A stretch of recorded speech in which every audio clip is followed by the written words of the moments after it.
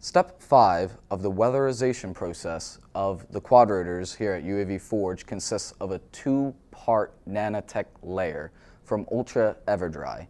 The two-part layer is applied in obviously two steps. We put down the bottom layer, let that dry for about 20-30 minutes, then we apply the second layer and let that dry for about 10 to 15 minutes. We will be placing our components in a fume hood to protect us from any kind of dangerous vapors and or dangerous compounds that could potentially harm us. And we also have nifty little goggles here to protect our eyes from any kind of dangerous compounds or hazardous materials. Step 5 of the weatherization of UAV Forge's quadrotors requires a multitude of different equipment. The most important piece of equipment is the Nanotech layers, the bottom and top coats, which you can see here. These are our most important things. This is actually the compound that creates the nano layer over the quads and protects it from water-based substances and also oil-based substances. We apply the compound with these spray bottles here, and just got a little propellant and a case to hold the liquid, and we use that and we just spray down our components with that. Heat gun can help speed up drying times. Take a 20-30 minute drying time and we can bring it down to about 15-20 minutes, something like that.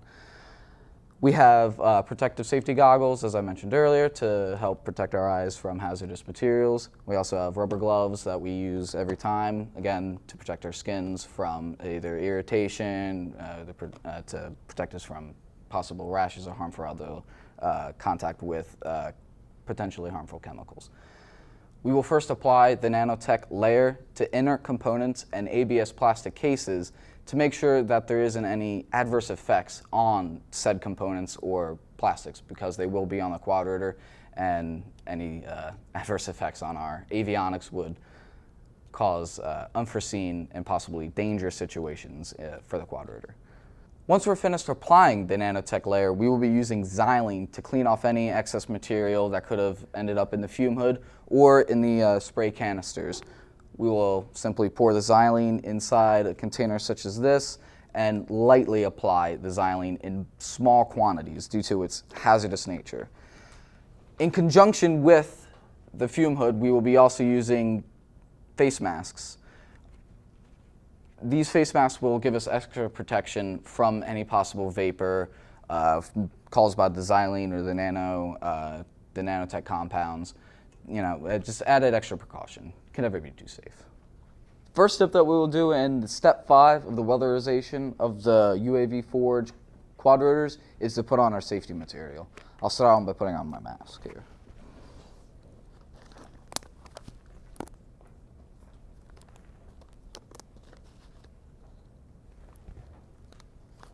Okay, put on our safety goggles next. And we'll move to the gloves after that.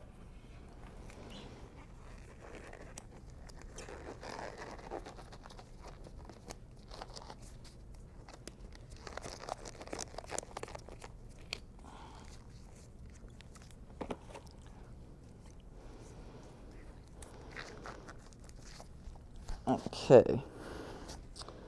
Now that the safety equipment is on properly, we'll go and turn on the fume hood.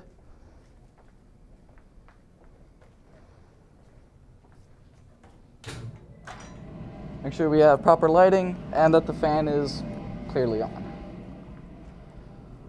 All right. We're going to move all of our equipment over to the fume hood.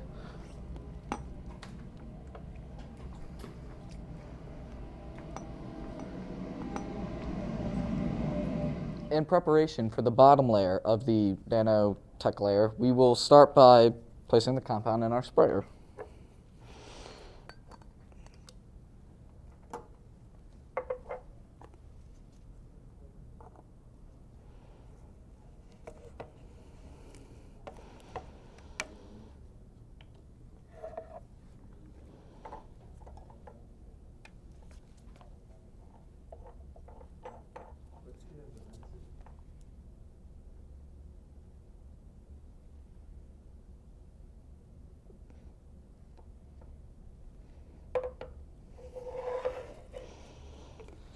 Now that we have the compound in the container for the sprayer, we will attach the propellant and nozzle back onto the container.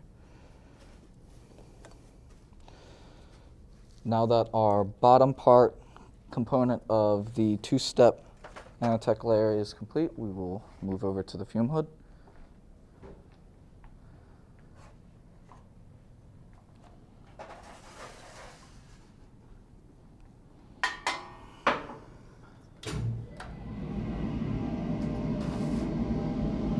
We will make sure all of our components are in their proper alignment.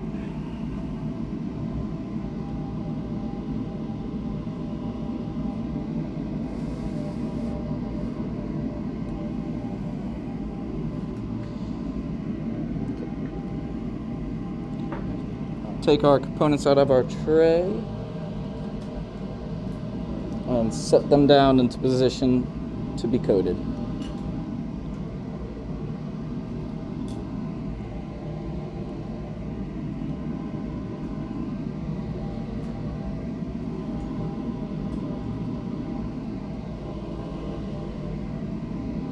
Okay. Now that our components are safely within the fume hood, all of our safety gear is on. The bottom part component of the Nanotech layer is in our spray bottle. We're now ready to apply the bottom coat. Okay. Make sure our spray bottle is intact. We have to be sure not to bring the spray bottle past the 45-degree angle, as the instructions clearly state. Keep a good distance, about 6 to 8 inches away, and we will spray the material.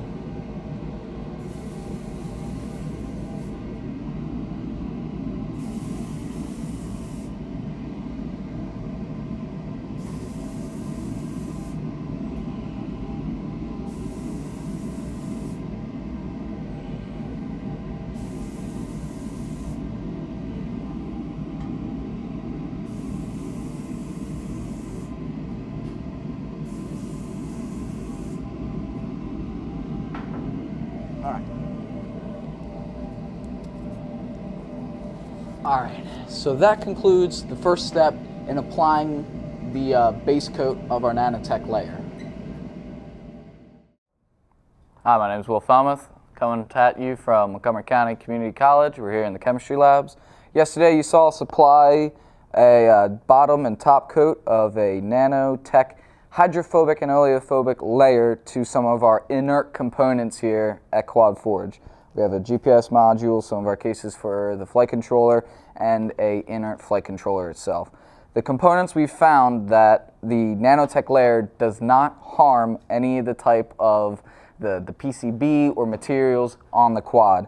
That being said, the plastics that encapsulate our flight controllers unaffected by the Nanotech layer, the silicon gel layer around that we're going to be putting around some of the components, they're fine as well. The silicon gel actually repels the Nanotech layer. It actually just comes right off with the fingertip, but that's good because the silicon layer, it repels water and also the hydrophobic material, so it can repel just about anything. The PCBs took to it well, and also our coatings, wire coatings, no visual effects there. So we're good to begin our process on live components today. In order to prepare to coat our live components, we're going to have to don our safety gear and then pour the compounds into our spray bottles.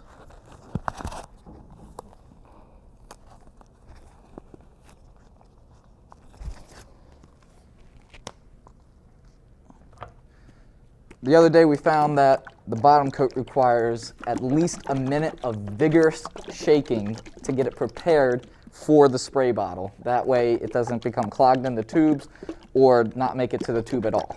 So we need to make sure that it's well shaken so that it can be sprayed. All right.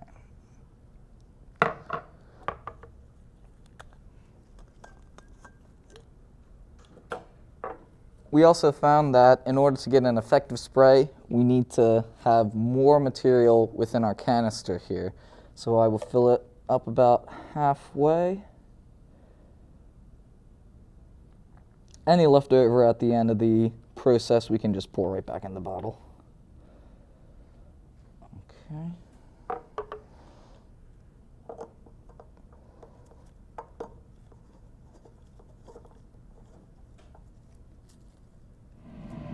Now that we have improved our application process and have confirmed that the Nanotech coating does not have adverse effects on the materials on the quad, we can now place it on live components that still work. These components were on a working quad not 2 hours ago. So we're going to throw them into the fume hood and spray them down.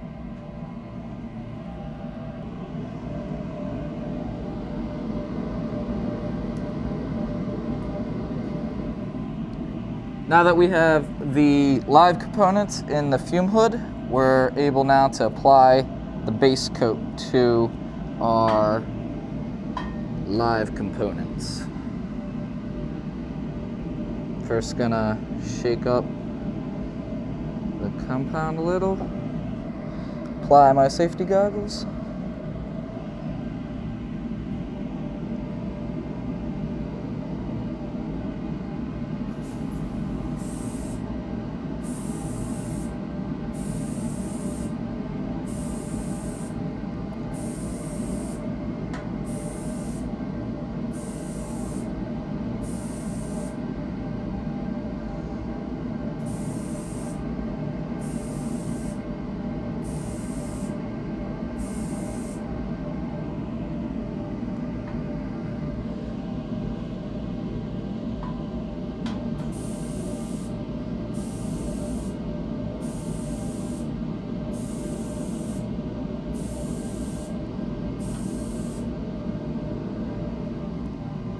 Replace the lid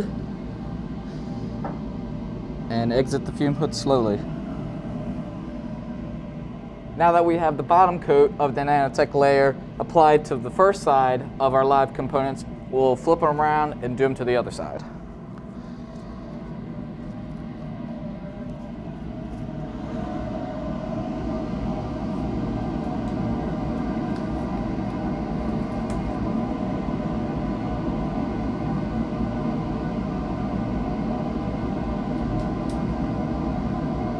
Now we're ready to apply the second bottom coat to the other side of our live components. Move the lid, shake the compound a little bit, and apply.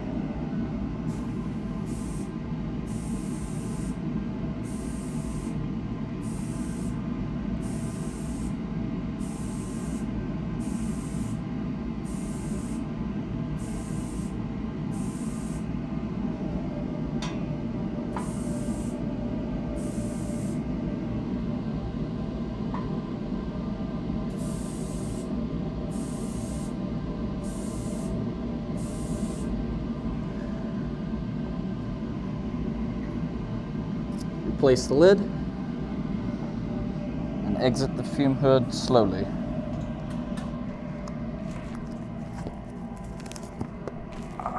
All right, now that we're done applying the bottom coat to our live components, we're ready to get the heat gun, dry the bottom coat, and after 20 minutes of drying, we'll be ready to apply the top coat. Now that the bottom coat is dried, we're ready to begin preparing to apply the top coat. So first on my safety gear, and get our spray bottle ready.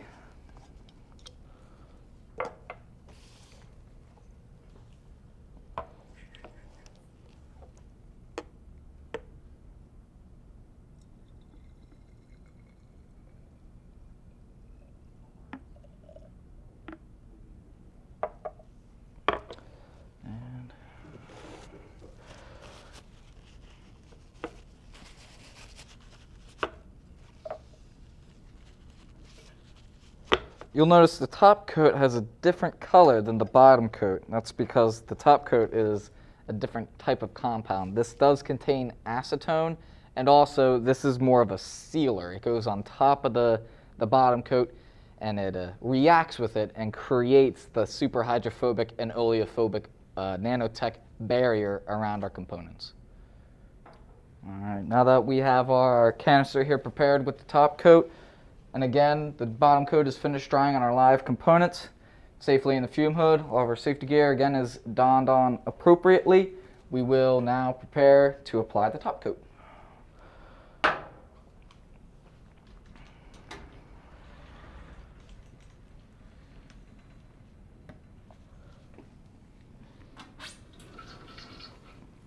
We will turn on the fume hood fan. Now that all of safety gear is on properly, fume hood is on, fan is on, bottom coat is dried, top coat is in our canister, we are ready to apply the top coat. So I will begin that now.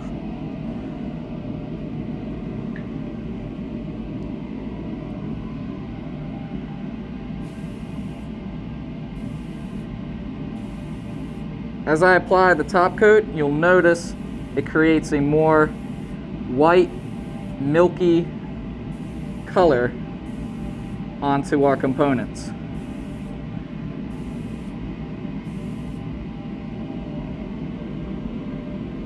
Now that the one side is complete of applying the top coat, flip around, do the other side.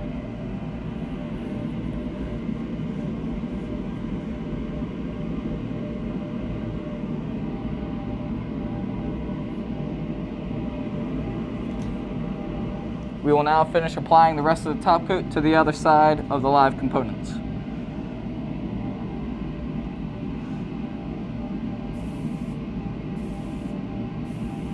Again, you'll notice once the top coat starts drying on our components, it will create a more white, milky, opaque color to the components. Okay, I will now replace the lid and exit the fume hood slowly. So we've just finished applying the top coat. You can notice that the top coat has a complete different color than the bottom coat. The bottom coat had a more clear kind of matte color. The top coat is distinctly characterized by its milky, gray, opaque color. When we're finished, when the top cover is finished drying, the components will look something more like this here. Hi, I'm Will Fellmeth. I'm here in the engineering labs at Montgomery County Community College, and we're on our third day of producing a nano-coated quadrotor. So, as you can see here, this is the bottom plate of our 330 model that we finished putting the nano coat on yesterday. Since then, we have also taken our ESCs here, and any openings to the environment, such as these little gaps in between there, we filled with our silicon encapsulant. Therefore, that we can keep the elements out of it, rain, sleet, snow, dirt, grime, dust, anything we need to keep out of there, that'll keep it out. So, the first step we need to take in building our quad is to put on our arms onto the bottom plate. That just is a simple screws that we got to screw down on there.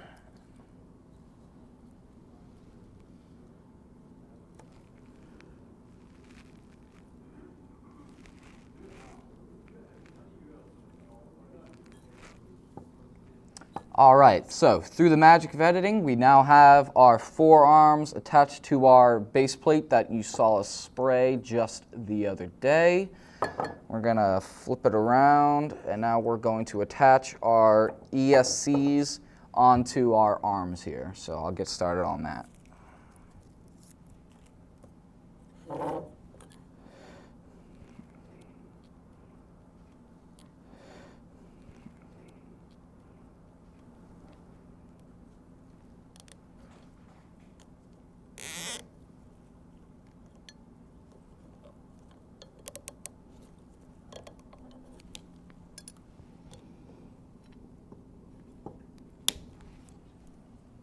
Now that we have the ESCs firmly attached to the arms, we can attach the motor cables to our ESCs.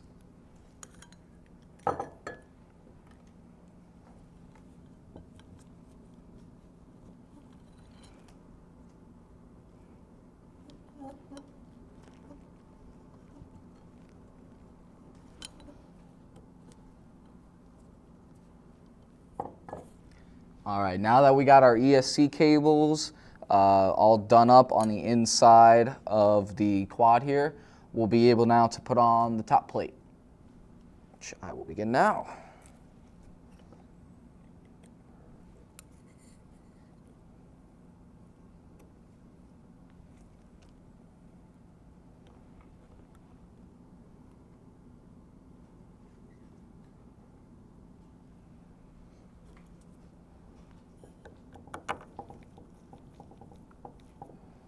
Again, through the magic of editing, we now have our top plate securely on, and the shape of the quad is now starting to look a little bit more familiar. All the pieces are coming together, and we can see this is the general frame we got going on here. Now we're just missing the majority of our avionics and communication gear, which we will begin to put on now.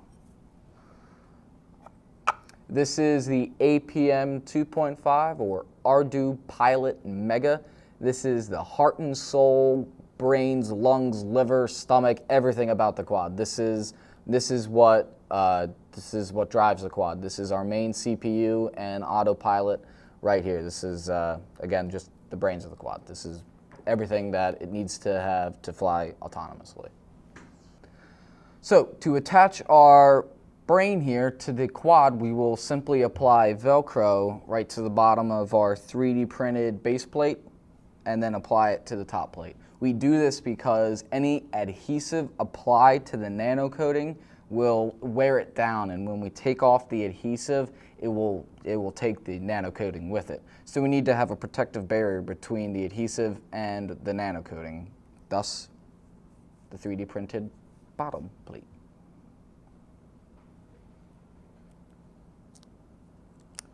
There we are.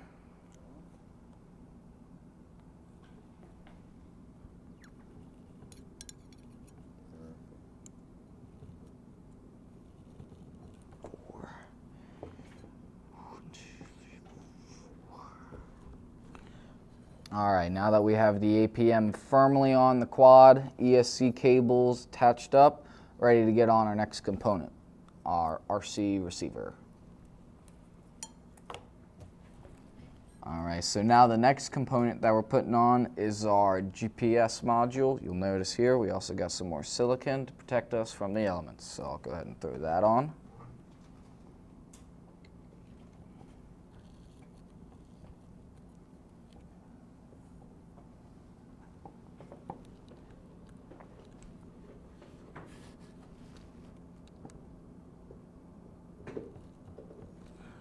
All right, and our next component now is our 915 megahertz telemetry radio. I'll throw that on now.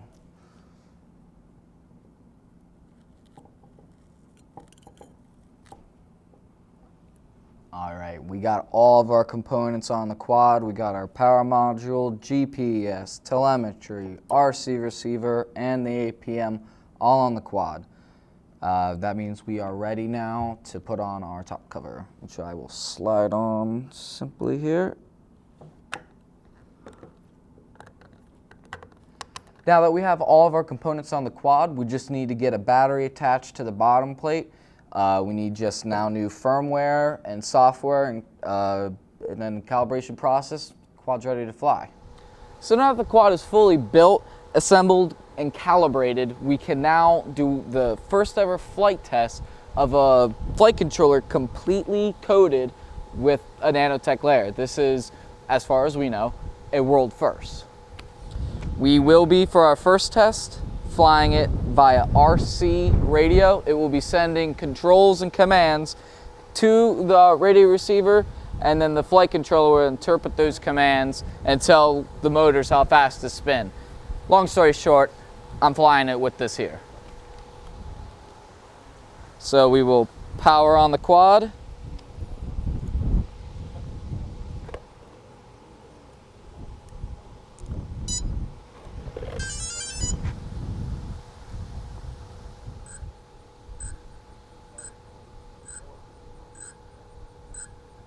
All the motors appear to be going in the right direction, and it is responding well to my inputs. So, we're cleared for takeoff.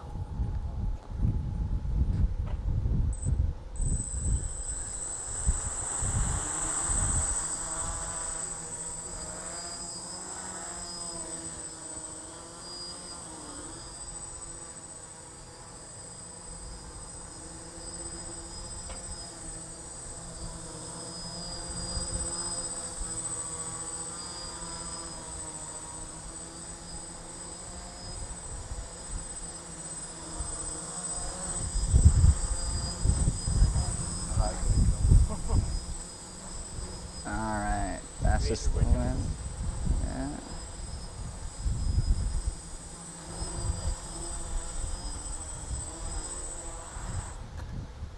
And there we have it.